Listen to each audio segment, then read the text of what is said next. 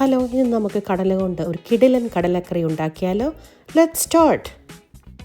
അതിനായിട്ട് ഞാൻ 3 കപ്പ് കടലയാണ് ഇവിടെ എടുത്തിരിക്കുന്നത്.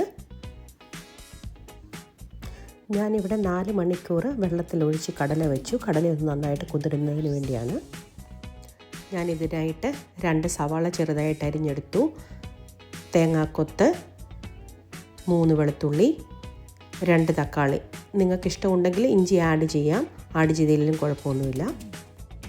ഇതിനായിട്ട് 2 ടേബിൾ സ്പൂൺ മല്ലിപ്പൊടി, 1 ടേബിൾ സ്പൂൺ മുളക് പൊടി, 1 ടീസ്പൂൺ പെരിഞ്ജീരകം, 1 ടീസ്പൂൺ മസാല പൗഡർ, 1 ടീസ്പൂൺ മഞ്ഞൾപ്പൊടി. അതെല്ലാം കൂടെ നമുക്കിടണം. ഞാനിതെങ്ങനെയാണ് അടുപ്പിൽ വെക്കുന്നത് കാണിച്ചു തരാം. ഇതിനായിട്ട് നമുക്ക് അല്പം വെളിച്ചെണ്ണ എടുക്കാം. വെളിച്ചെണ്ണ ഏതെണ്ണയായാലും കുഴപ്പമില്ല. കടുക് ഇടാം. കടുക് പൊട്ടാനായിട്ട് തുടങ്ങിയിട്ടുണ്ട്. പൊട്ടിയതിന് ശേഷം നമുക്ക് കരിയാപ്പില അല്പം ഇട്ട് കൊടുക്കാം. നമുക്കൊന്ന് ചെറുതായിട്ടൊന്ന് ഇളക്കി കൊടുക്കാം. അതിനുശേഷം നമുക്ക് കട്ട് ചെയ്ത് വെച്ച തേങ്ങാക്കൊത്ത് ഇടാം.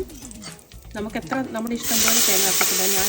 ഞാൻ അങ്ങനെ ഇവിടെ തേങ്ങ ഇട്ടിട്ടുണ്ട്. തേങ്ങയുടെ കളറൊന്ന് മാറുമ്പോഴത്തേക്ക് നമുക്ക് അരിഞ്ഞു വെച്ച സവാള എടുക്കാം. ഞാനിവിടെ 3 സവാളയും 3 വെളുത്തുള്ളിയാണ് എടുത്തിട്ടുള്ളത്. ഇതിൻ്റെ കളറ് മാറിയിട്ടുണ്ട്. ഈ സമയത്ത് നമുക്ക് കട്ട് ചെയ്ത് വെച്ച സവാള ഉള്ളിയൂടെ ഇട്ട് കൊടുക്കാം. എനിക്കിവിടെ വെള്ള സവാളയും ചുവന്ന സവാളയും ഉണ്ടായിരുന്നു.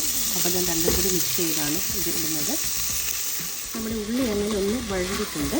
ഈ സമയത്ത് ഞാൻ 1 ടീസ്പൂൺ സോൾട്ട് ഇട്ടു.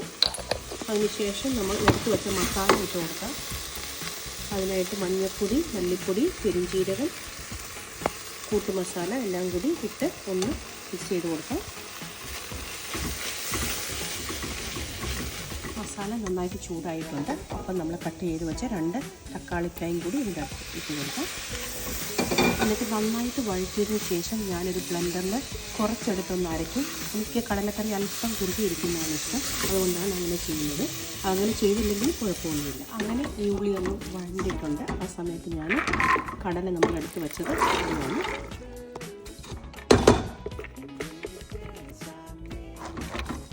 ഞാനിതിൻ്റെ അകത്ത് 4 ഗ്ലാസ് വെള്ളം, തിളച്ച വെള്ളം ഇതിൻ്റെ അകത്ത് ഒഴിക്കുന്നു. ആ കടലയൊന്ന് മുങ്ങി കിടന്ന് അതൊന്ന് വേകാൻ വേണ്ടിയാണ്.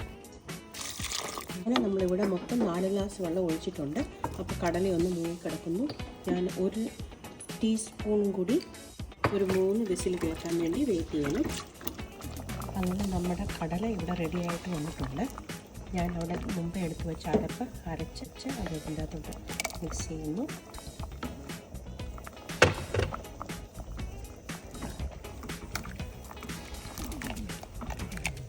മല്ലിയില ഇഷ്ടമുള്ളവർക്ക് അല്പം മല്ലിയിലയും കൂടി ഇതിൻ്റെ അകത്ത് ഇടാം. അപ്പോൾ അതിൻ്റെ ടേസ്റ്റ് ഒന്ന് ഡിഫറെൻ്റ് ആകും. അങ്ങനെ നമ്മുടെ കടലക്കറി ഇവിടെ നന്നായിട്ട് റെഡിയായിട്ടുണ്ട്. നന്നായിട്ട് വെന്തു. ഞാനൊരു ചെറിയൊരു തേങ്ങ പാലും കൂടി ഇതിൻ്റെ അകത്ത് ഒഴിക്കാൻ പോവുകയാണ്. ഒരു കോക്കനട്ട് മിൽക്ക്. എന്നിട്ട് നന്നായിട്ട് മിക്സ് ചെയ്യുക. തേങ്ങാപ്പാൽ ഒഴിച്ചതിന് ശേഷം അധികം അടുപ്പിൽ വെക്കരുത്, അത് പിരിഞ്ഞു പോകും. അതുകൊണ്ട് നമുക്ക് അടുപ്പ് ഓഫ് ചെയ്യാം. ഞാനിവിടെ കുക്കറിലാണ് ഈ പുട്ട് ഉണ്ടാക്കാനായിട്ട് വെച്ചിരിക്കുന്നത്. അങ്ങനെ നമ്മുടെ പുട്ട് ഇവിടെ റെഡിയായിട്ടുണ്ട്. ആവിയൊക്കെ വന്നു. സോ അത് കുത്തി വിടുന്നു.